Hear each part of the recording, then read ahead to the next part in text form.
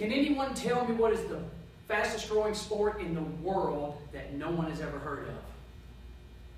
Hint? It is disc golf. Hello, my name is Derek Kaufman, and today I am going to tell you about the history of disc golf, how to play the game, disc golf on the collegiate level, and the future of the sport.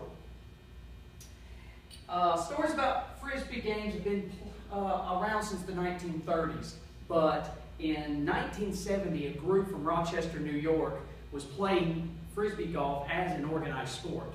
They were holding leagues, they were having tournaments, and in 1972, they held the second annual City of Rochester tournament. But wait a second, let me back up just a little bit. In 1965, Wham-O Toy Company created what we know today as the modern Frisbee. The director of that department was Ed Hedrick. Ed Hedrick is also known as the father of disc golf. That's Ed right there. Oh, sorry. That's Ed right there. In 1967, Ed created the International Frisbee Association newsletter to promote their new product. And in 1973, that group from Rochester, New York found that newsletter and contacted Wham-O about sponsoring their tournament on a national level. Ed Hedrick got involved, Wham-O sponsored the tournament, and they actually gave away that car as the grand prize. After the tournament, Ed was so sure that disc golf was going to become such a huge sport that he quit his job at Wham-O and created his own company called the PDGA, the Professional Disc Golfers Association. If Ed was the father of disc golf, then Tom Monroe was definitely the uncle. Tom Monroe was a Frisbee fanatic, and that's Tom Monroe there. And going into his senior year of college, Tom had contacted Wham-O and suggested that they give him a job when he graduated. Wham-O asked him a few questions and decided that Ed Hedrick was the man he needed to speak with, so they got him in contact with him, and that's what he did. Ed was building the world's first disc golf course in Oak Grove Park in Pasadena, California, and suggested that Tom come out and speak with him there. The interview went well, and when Tom returned back for his senior year of college, he was more inspired than ever. Upon his return, he built a disc golf course on the campus of his university. And where was the university that he went to? UNA.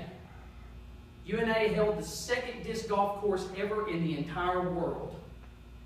And in June of 1976, Tom created the Southeastern Frisbee Tournament and held that tournament here. That was the first tournament ever held outside the state of California or New York. Tom went on to design courses all over the South, and Tom and Ed built Bronze Springs Park in Huntsville in 1978, and that is still sitting there today. Tom is a 20-time world champion, and he holds 3 world records. Most notably is the TRC, the throw, run, and catch. He actually took a disc, he threw it, he ran, and he caught that very disc. What's the world record? 90 yards. Now you know a little bit about the history. Let's talk about how to play the game. It's just like ball golf. You start on a tee pad and end when the disc falls into the basket instead of the ball. You throw your first shot, wherever that lands, that's where you start and throw your next shot, and you keep repeating those shots until it lands in the basket. There is a driver, there's a mid-range, and a putter. And the most important part of the game is the putter. It is the most important part of all of disc golf. How do you putt? It's just like reaching up and shaking somebody's hand. Just spin it, comes right out. Just like that. These guys right here are demonstrating the proper technique of putting. So, now everybody can play around with disc golf, correct? But are you good enough to play at the collegiate level? Not everyone can play at the collegiate level. But in 2001, Pete May discovered disc golf, and like Ed and Tom before him, was completely consumed by it. In 2004, Pete May petitioned the NCAA to recognize disc golf as a collegiate sport. According to Alan Kane, the collegiate program director at the PETA, the NCAA said no, and Pete May took matters into his own hands. He built a massive disc golf complex in Augusta, South Carolina called the Hippodrome, and in 2007 held the first National Collegiate Disc Golf Championship. There were 6 teams there. 7 short years later, the field has grown to 60 teams. Among this year's 60 teams is UNA's first disc golf team. Good looking guys right there. After qualifying for the national championship, in a quote from Alan Kane said, "It's about time the first college in the world to have a disc golf course has a team representing in the national championship. So wish us luck." So, where does the sport go from here? According to Tom Monroe, there are disc golf courses in over 40 countries. The biggest growth is in the Mayan region of Central America.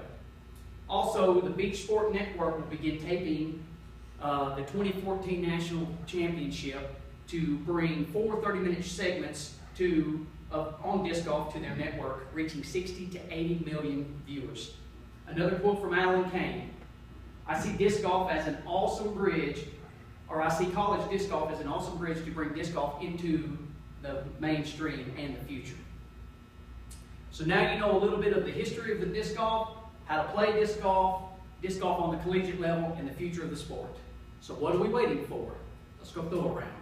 Thank you.